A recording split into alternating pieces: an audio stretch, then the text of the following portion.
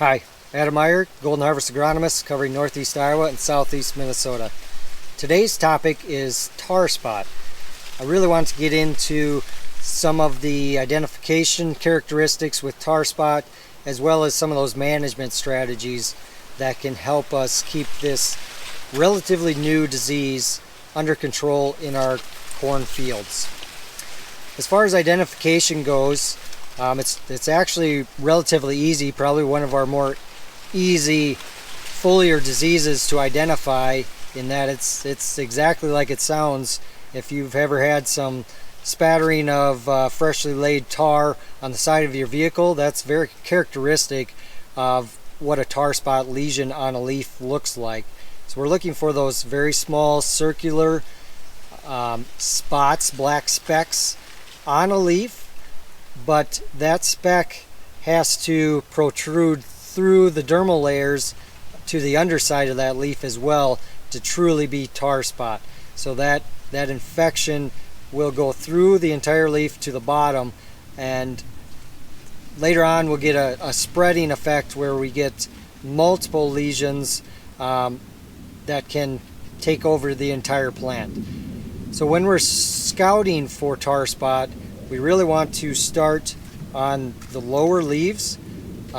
There's a belief that there might be a leaf age component to the receptivity of that initial inoculation of disease.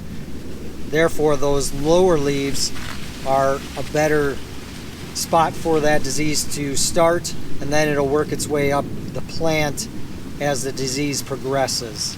When we look at disease progression from a spread point of view with tar spot, it is very aggressive because this disease spreads via spores in the wind. So those escamata that are the fruiting bodies that get established on the leaf will release more spores, which can infect other leaves, and within 2 to 3 weeks you will see those symptomology showing up on the newly infected leaves out there. So that spread can be pretty fast and furious, in that this is a polycyclical type of disease, so it's a continual process. So every 2 to 3 weeks we can have a very large progression of disease blow up if the environmental conditions are conducive for that to happen.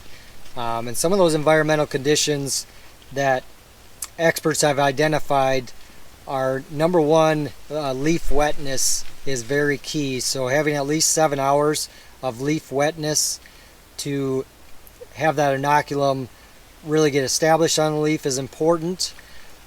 Higher humidity during the day also helps, and then lower temperatures seem to help, but probably get trumped by that moisture component, and we've really seen this amplified in those irrigated environments, and that's really what's led to the understanding of the importance of leaf wetness in disease progression with tar spot.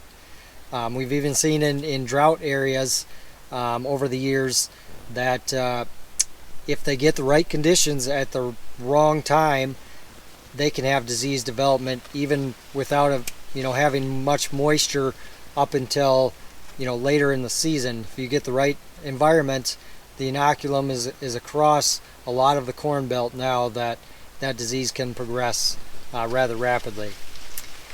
So with that being said, from a management standpoint, for some other diseases we think of residue management and less corn on corn and some of those things to help mitigate the issue, and that might help mitigate tar spot for a very short period of time. But knowing that this is spread via wind, your neighbor could have it and you could have it a few days later. So any strategy you did within your own field is really useless in a few days if your neighbor's field was infected, because those spores can travel 800, 1,000 feet into your field and then continue progression throughout the field as well. So tillage strategy is not a great management strategy. One of the best strategies we do have against tar spot is like some of these other diseases we have out there, that there's inherent genetic tolerances and differences in tolerances between genetics. So we have a lot of testing that's begun in the last few years. We at Golden Harvest have implemented a pretty stringent strategy for understanding that tar spot tolerance and selecting genetics that are more tolerant as we move forward in time here, and really don't want to underemphasize that importance if you're in an area where tar spot is likely a concern.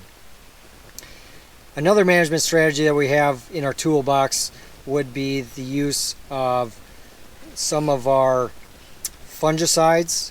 A lot of the newer multi-mode of action products on the market do a relatively good job on tar spot for a period of time. So we really want prevention with tar spot management on corn, and that's where we're going to have the best utilization of those fungicides, is if we are taking a proactive approach and doing some scouting. If we see any lesions on those lower leaves, we need to make sure we're pulling the trigger, because this can progress rather quickly and it's hard to come out of something that was already done as far as damage on that leaf area. If you have any other questions around tar spot or any other agronomic issues, please reach out to your local Golden Harvest sales representative, agronomist, specialist, or seed advisor to get some more information. And I thank you today for spending time with Golden Harvest Agronomy.